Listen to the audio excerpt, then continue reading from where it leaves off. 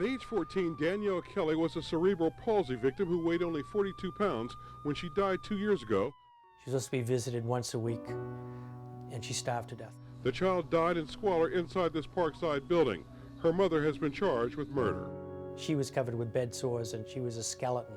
She allowed her disabled child to waste away for months and months and months, actually rotting. And there was no reason for her to die.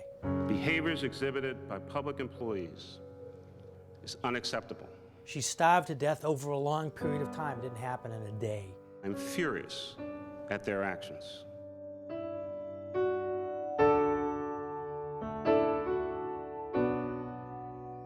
That should get people to sit up and say, we spend $30 billion a year as a society to protect abused and neglected children, and we have cases like this that happen? Not on my watch, that shouldn't happen. My name is Richard Gellis. I'm the Dean of the School of Social Policy and Practice at the University of Pennsylvania. At the Field Center, I'm a co-faculty director. The Field Center, it was created to bring together research, policy, legal, and practice expertise regarding children who have been abused and neglected. What really gets me mad, what just drives me over the edge, is preventable abuse. 3 million reports a year, 1 million substantiated cases a year, which means 1 million kids we have pretty good evidence they've been physically abused, neglected, or sexually abused. Oh no. What's the matter? The baby's going down. Oh, did the baby fall down? The child welfare system is failing kids over and over and over again. They're not meeting their needs and not protecting them, and someone needs to speak up for them. So we take it as our responsibility to do that. I don't think we should have someone from Philadelphia for that. My name is Debra Schilling Wolfe, and I'm the Executive Director of the Field Center for Children's Policy Practice and Research. I've worked in the child welfare field for over 30 years. And what I've seen every place I've worked are things that needed to be changed, things that could be made better. If you want, we can play with your dollhouse. Well, I like to do it all by myself. Absolutely you can. That's wonderful. There's some people here. Child abuse victims have no voice. These children do not have parents to advocate for them, so they're really on their own. Dad zipped her up in a duffel bag and offered to sell her to customers at the flea market. He approached several people asking if they'd like to buy the infant, and someone called the police who came and arrested both of the parents. The only people who can advocate for them are people like the Field Center. They missed another opportunity to get a good outcome for the child by not collectively coming to an understanding of what the goal should have been. And then there are people who work in many different capacities in many different fields that touch the lives of abused and neglected children, but historically they've never worked together. People in the mental health system have worked in the mental health system. People in the medical system work in the medical system. People in the courts work in the courts. Well, kids don't go from one system to another. Kids live across all these systems, so that if we don't work together, we can't really meet their needs. If we can get that x-ray, I think that'll be helpful. I started at Children's Hospital in 1985, and it was the second night of call that I had that I first saw a child abuse case. Oh my, you can see he's got a transverse fracture right through that bone. My name is Cindy Christian. I'm one of the faculty directors at the Field Center, and I am the chair of Child Abuse and Neglect Prevention at the Children's Hospital of Philadelphia. I was just beginning my pediatric training, and one of my admissions was a 3-year-old little boy who was severely beaten by his uncle. He had genital injuries and leg injuries. He was really terribly injured. We're going to need to have children and youth involved in this so that we can do a better home evaluation and see what's going on. Okay. We bring years of expertise in the fields of law, in social policy and practice, in medicine and in health together to think about critical issues on behalf of children who are abused and neglected.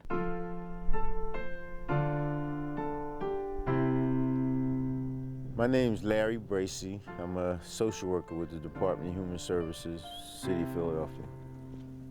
in our Department of Human Services, there are good and truly great caseworkers, supervisors, and administrators. We got this report in early January. The kid lives with his mom and a sister, a younger sister. They go into neighborhoods most people don't want to go into. They go into homes most people don't want to go into. And they have to make decisions no one I know wants to make. Was visiting his father over the weekend.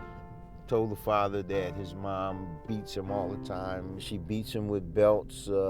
She's hit him with all kinds of different implements. And, you know, he said he was afraid to go back home. He didn't want to be beat anymore. We're arriving where the father lives at. We know they're dedicated to the families they work with and the children they're trying to protect. The whole thing is you have to focus on trying to make it safe for the kid. But they work for systems and institutions that truly need help if they're going to be more effective. I've seen physical abuse, sexual abuse. What's the worst thing you've seen? Well, the worst would be death. Good morning, Child Abuse Hotline. How may I help you? And I've seen children who've been tortured. I see children who are fatally injured. I see homicide cases. I've seen some terrible, horrible ongoing neglect. I've seen really terrible things. And you made a report yesterday? Little girls who've been sexually penetrated at 6 months of age. Kids locked in a dark closet for 8, 9, or 10 years and fed bread and water. The child sent you an IM last night stating that she's still afraid. Countless numbers of children who come in with multiple broken bones, children who come in with immersion burns, burns where they've been immersed into hot scalding water. You had a conversation with her that she was stabbed and burned? Kids who, when they were autopsied after they were killed, basically had every bone in their body broken, but not during that one episode, maybe over the past 5 or 6 years. So she's now denying the initial allegations of the abuse. Sexual abuse cases where I've had to deal with 8, 9-year-old children reliving the most horrific kinds of sexual abuse. There have been homicide cases where children have been literally beaten to death. I'm Risa Vetri Ferman, and I'm the District Attorney of Montgomery County, Pennsylvania.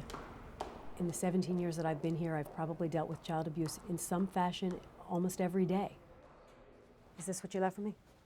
My greatest priority was seeing a child advocacy center opened here in the county, a place that would allow for multidisciplinary team investigations of all child abuse so that we could really treat our children better. And I didn't know how to do that.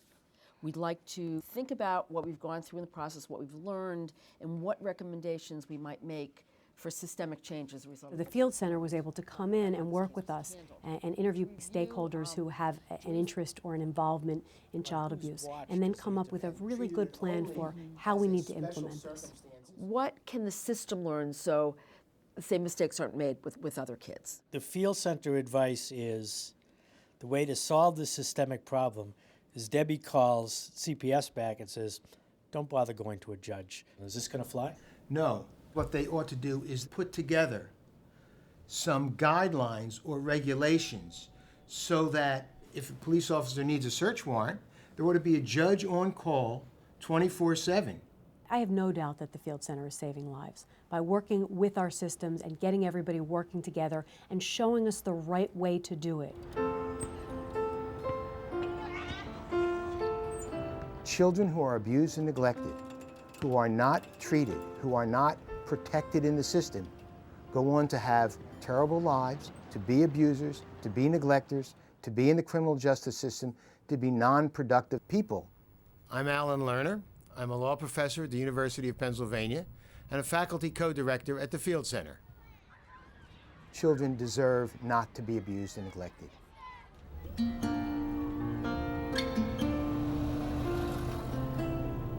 Look in our prisons. The majority of people have been victims of child abuse. Look in our juvenile justice system. The majority of those kids have been victims of child abuse. Look at the street corners. Teenagers and young women who are prostituting themselves, most of them have been victims of sexual abuse. If you make a difference and you do something when children are very, very young, you are going to impact generation after generation after generation. This is critical. 99% of federal spending, $25 billion, is spent merely to pay for children to be in foster homes. The amount of money spent to try to prevent children from being abused is $300 million. That's way out of balance. I want there to be fewer than 1,200 children killed a year by their parents. I want there to be fewer than 600 who are killed by parents after we already know about them. I want there not to be 550,000 kids who go to bed at night in foster care. And I think we have the brains and the infrastructure and the university to change all of those things. What's the name of our story? Up, fall down. We can do a better job assuring the safety and well-being of children who are at disadvantage because of their parents' inability to take care of them or their parents' outright brutality than any other organization or institution in the world right now. Peace? Oh, like that. But what about when you... No, like this. What about sideways? I don't know what that's some type of gang sign. That's a gang sign, so I should watch out for that.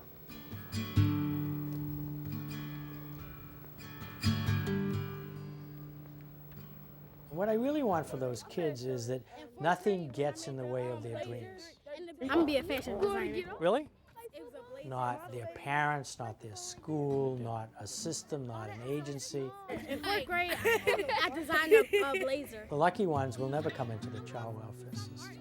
But of the 7 or 8 or 9 kids that I was out there with today, in all likelihood 2 or 3 are gonna have some contact with the child welfare system. I don't want that contact to jeopardize their safety. I don't want it to jeopardize their well-being, and I especially don't want it to derail their hopes and dreams.